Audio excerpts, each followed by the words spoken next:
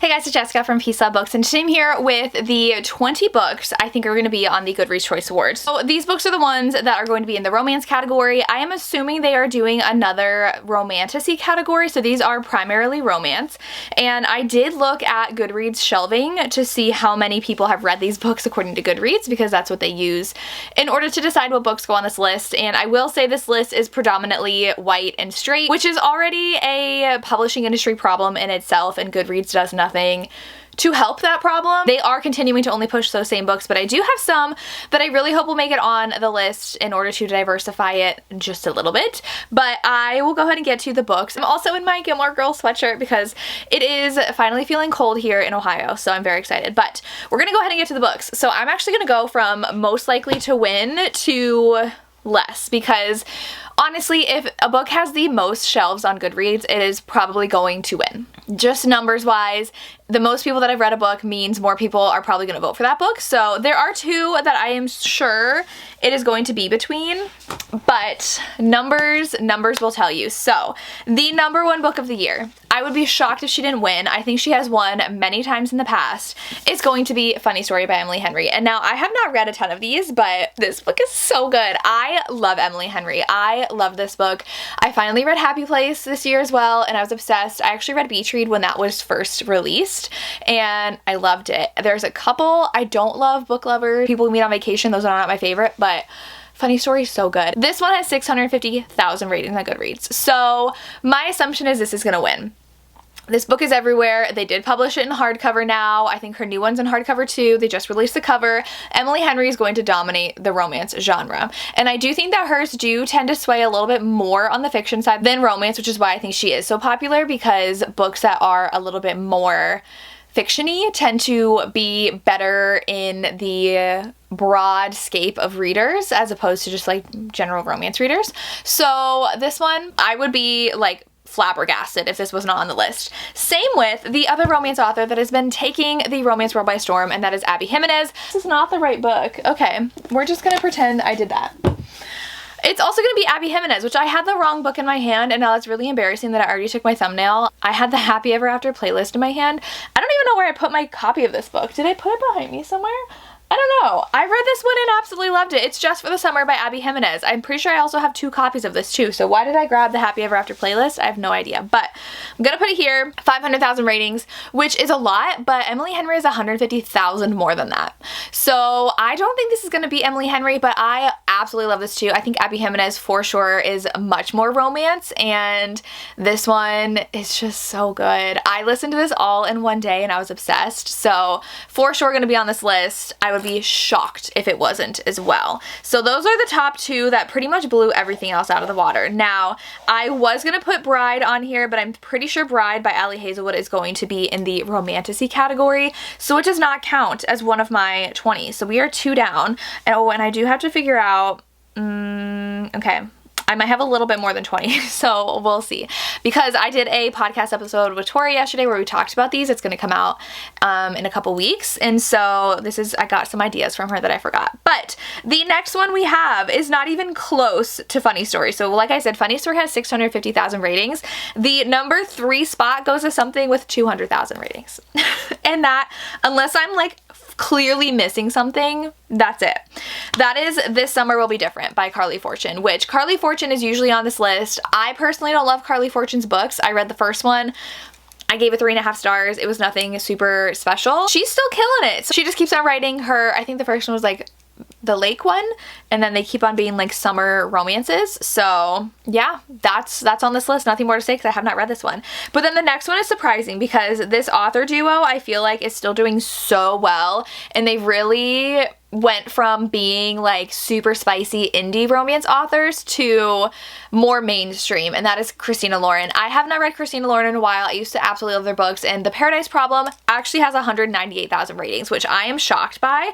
I didn't realize it was that popular, and I will say the chances of it being a Book of the Month book are very high if they're on the Goodreads Choice Awards, because it's also the books that publishing puts the most money behind, which means more people are going to see it, which means more people are going to read it, which means more people are going to rate it on Goodreads, which means they're going to end up on this list. So this book was a book of the month book, and a lot of people read this. If it's in airports, if it's very widely accessible, more people will read it, and I feel like that is this with this one. I did hear a lot of people really like this though, so I don't know if I'll give it a chance. I just have not loved anything that I've read by Christina Lauren recently in a while, because they are definitely toning it down a little bit with their romance, and I love their older romances, so this will probably be on the list.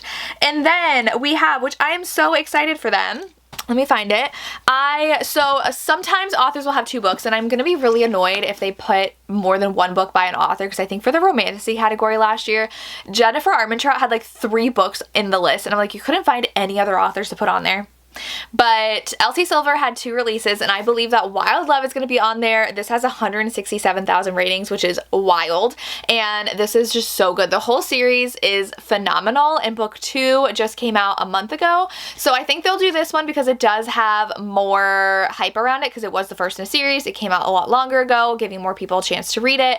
I love this and gave it 5 stars. So what's really interesting is the books I have read that I think are going to be in the top. I'm already at my top 5. I've read 3 of them, and I've given them all 5 stars. So I'm not mad about this list so far. I love Elsie. I love this book. For sure, I think it's going to be on the list at number 5. Then we are going to have, so I'm shocked because I thought that Anna Wong, King of Sloth, would be higher, but I'm not going to get to that yet because we have to have an Allie Hazelwood. You cannot have a Goodreads Choice Awards list without Allie Hazelwood ever since The Love Hypothesis came out. I think that Not in Love is going to be on this list if Bride's not, because Bride I think will be in Romantasy. Even though it's like werewolves, is it paranormal? I don't know. Not in Love has 141,000 ratings, and this one I have not read yet, but I really, really want to because I've heard it's super angsty, so I really want to read this sooner rather than later so that I can see if I like it, because this one I've heard is so good and multiple people have recommended it to me. So I'm very, very excited. I don't know if it's any different than what she's written, but I love Allie. I give her books 4 or 5 stars. Again, not mad that this is in the top because I love her. And we have one that I was very surprised by that would be near this list. So the next 3 all have roughly within like 10,000 ratings of each other. And so we will go with the first one, which is King of Sloth, and I love this. Anna has 2 releases though this year. The Striker comes out on Tuesday, the day that I'm filming this. It comes out in a few days, but I think that we'll do her older release of this year, which is King of Sloth. This one has 119,000 ratings, and this one is like a rich playboy and his agent, and I gave this 5 stars. So again, we are on the trend of me loving these books, and I would be so excited if this was on the list. Anna typically makes the list, so we will see if she does. So that is my top 7, and then I think that the only indie romance that is still indie on this list I think is going to be Play Along. I would be shocked if they did not include this. This one didn't come out too long ago, and it already has 121,000 ratings. So this one I think is going to be on there if Goodreads follows what has been popular this year. So I haven't read this, but I've given every book in this series 4.5 or 5 stars. So again, I think I'm gonna love this. Okay, so then we also have one that I don't know if I'll read. Let me know if I should, but I completely forgot about this one, and that's Leather and Lark by Brynne Weaver. I did read Butcher and Blackbird, and I liked it, but I thought it was a little too rom-com-y for my taste. I'm not a rom-com person, which is also why I think I've kind of swayed away from certain authors, which I'll talk about another one soon. I don't love rom-coms. I think that if they're like over-the-top rom-coms, I'm just not a fan. I like good banter, but not like over the top banter. So I did not love Butcher and Blackbird. I still gave it 4 stars, but it wasn't like obsessed like everybody else. But Leather and Lark has a ton of ratings, and it's been doing so well. So let me know if I should read this. I don't know if I will do a video reading the Goodreads Top Choice Awards contenders, because there's sometimes a reason I haven't read them, sometimes I just haven't gotten to them. So this one I am still iffy on whether I want to read it or not. But rounding out my top 10, I think that, what do I want to talk about next? Oh my gosh, now I'm feeling very nervous. Okay, I will go ahead and say the one that I didn't actually put on my list that Tori reminded me of, and that is Daydream by Hannah Grace. So this is the author of Icebreaker. Daydream has been everywhere, but it just released. So I don't know numbers-wise how it compares to other books because we don't have the same kind of length of release, but everybody loves Hannah Grace. Everybody loved Icebreaker, but I feel like Wildfire didn't do as well. Maybe it did, and I just didn't, like, I don't follow the people who read Hannah Grace. I didn't like Icebreaker. I DNF'd it. It was too long, and I just wasn't a fan of it, but I'm very tempted to read this one because I've seen so many good things about it. So again, let me know let me know if I should read this one because, and I don't even have the numbers for this one because I didn't think about it. Tori did. And I was like, shoot, that is one I forgot. So Daydream by Hannah Grace, that is my top 10. I will be shocked if none of, like, any of these were not on the list. Like, this is my solid top 10. These are going to show up. Another one, though, that I think is going to be a close contender. I don't have the original copy because also, like, I don't love rom-coms and I haven't read this author in a while. Fangirl Down by Tessa Bailey actually did really well. I got this in a Luma crate. It's super cute. I have heard really good things about this, though. Like, so many people really loved it and I was tempted to read it, even though I don't love Tessa Bailey's books, just because the rom-comminess is not for me. She's not a bad author. I really love her, actually following her on social media. She's hilarious, but books are not my absolute favorite. There's a few that I really loved from a while ago, but she's definitely skewed more towards rom-com. So this has 80,000 ratings. Actually very impressive. So that is number 11 on this list. I think that'll make it. Another author that is usually almost always on this list is going to be Elle Kennedy. I think that The Dixon Rule will show up. I'm obsessed with this book. I gave it 5 stars. I love this series, the spin-off series, and book 3 is going to kill me. It's a MFM romance? MMF? I actually don't know which one it is, but it's one of those. It's 3 people in a relationship. So very excited for that one, but I love this one. And this one does have 77,000 ratings. This one I think has a better possibility of showing up than her Girl Abroad series because it just generally does better. And Elle Kennedy is usually on the list. So I would love to see The Dixon Rule on there, but it only has like, if you think of 77,000 people, that's a lot, but compared to the 650,000. Okay, so then we have, I think, okay, so the next 3 are also very close together. We have Swift and Saddled by Lila Sage, which I have not read, and I don't think I own that one either, but I did read Done and Dusted, and I thought it was fine. I think I gave it 3.5, 4 stars. It was cute, but I have heard better things about Done and Dusted, so I kind of want to pick this one up. So let me know if you've read this, and if you liked it, but it does have 71,000 ratings, which I had no idea it did that well, so I am intrigued to pick this one up, but I would not be surprised if that showed up either, as well as the next 2. So the next 2 we have Ashley Poston, who I love. I have not read this yet. I am like savoring it and I want to save it for a special occasion. So I'm gonna read it for the end of the year, but we have a novel love story. I love her so much and everybody's reading her for spooky season, which Dead Romantics and The 7-Year Slip are perfect for fall because they're like slightly paranormal, but I would love to read this. But this feels more of like a springy summer book and I think that's why I'm putting it off, but I really want to read this. And that one has 65,000 ratings. So that one is super close to Swift and Saddled. And then I would not be surprised if we start seeing Annabelle Monaghan on the list because she, I feel like, is blowing up. However, she definitely skews more towards fiction.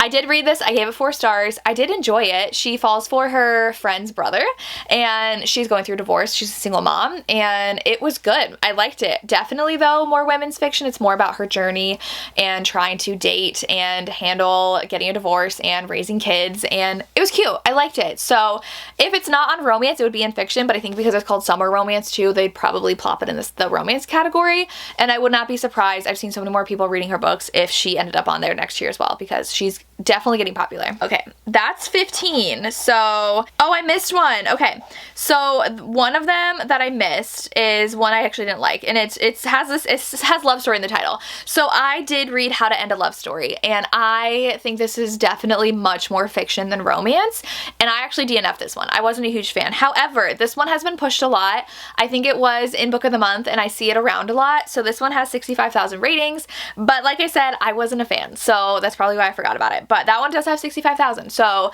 that I think has a good potential of showing up on the list. Then, okay, so the next one I think that will show up on the list is Ready or Not by Cara Bastone. People love Cara Bastone. I've only read one book by her that people love, and I thought it was okay, and this one's Surprise Pregnancy. So I am not a fan of Surprise Pregnancy. I don't think I'm going to be reading this, but this one does have 44,000 ratings. So this one has a good contender of showing up on the list. I know she's a beloved author. People really like her books, so I would not be surprised.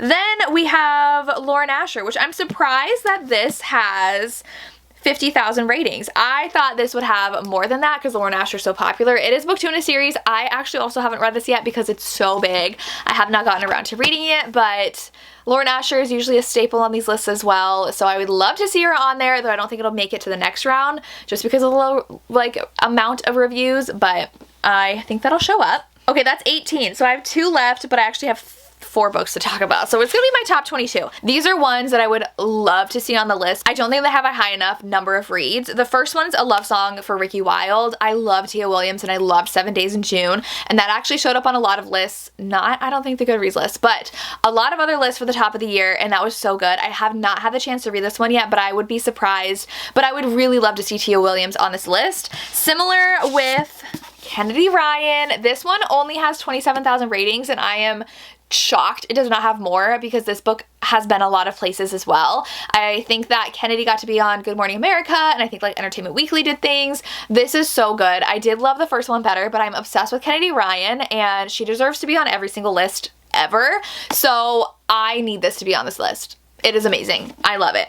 And then we have Not Another Love Song. This only has 21,000 ratings, and it did recently come out. I gave this 4 stars, 4.5. I did really enjoy this.